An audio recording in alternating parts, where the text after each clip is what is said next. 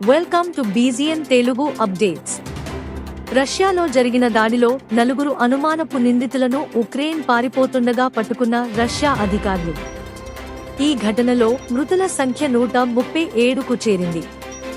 ఈ దాడికి పాల్పడింది మేమే అంటూ ఇస్లామిక్ స్టేట్ గ్రూప్ ఒక వీడియోను విడుదల చేసింది. ఈ దాడిలో ఉక్రెయిన్ ప్రమేయం ఉందని అనుమానంతో ఉన్నారు. కానీ ఉక్రెయిన్ మాత్రం ఈ దాడికి వాళ్లకి ఎటువంటి సంబంధం లేదని చేతులెత్తేశారు. మాస్కోలో ఎక్కడ చూసినా విషాదం నెలకొంది. ప్రజలు ఇప్పటికీ విషాదంలోనే ఉన్నారు. ఈ ఘటనకు సంతాపంగా రష్యాలో జాతీయ జెండాను సగానికి దించేశారు. శుక్రవారం దాడి జరిగిన క్రోకట్ సిటీ హాల్ దగ్గర జనాలు శ్రద్ధాంజలి ఘటించారు. దేశవ్యాప్తంగా జాతీయ సంతాప దినం పాటిస్తున్నారు. బాధితుల పట్ల సానుభూతి ప్రకటిస్తున్నారు. మృతులకు నివాళులు అర్పిస్తున్నారు.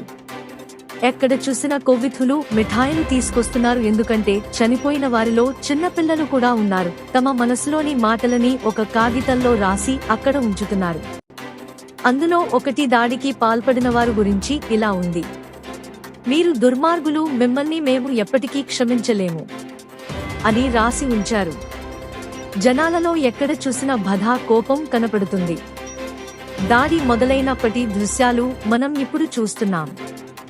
దాడి మొదలయ్యాక ప్రజలు దాక్కుంటున్న దృశ్యాలు మనం ఇప్పుడు చూస్తున్నాం. దాడి మొదలైన కొద్దిసేపటికి సాయుధులు లోపలికి ప్రవేశించారు. అలా కాల్పులు మొదలుపెట్టి 137 మందిని పొట్టన పెట్టుకున్నారు. 4 అనుమానితులను అరెస్టు చేశారు. వాళ్లు దాడి జరిగిన తరువాత ఉక్రెయిన్ పారిపోతుండగా రష్యా అధికారులు పట్టుకున్నారు. కానీ ఉక్రెయిన్ మాత్రం ఆ దాడికి మాకు ఎలాంటి సంబంధం లేదని చేతులెత్తేసింది. Stay tuned for more updates. Like, share and subscribe.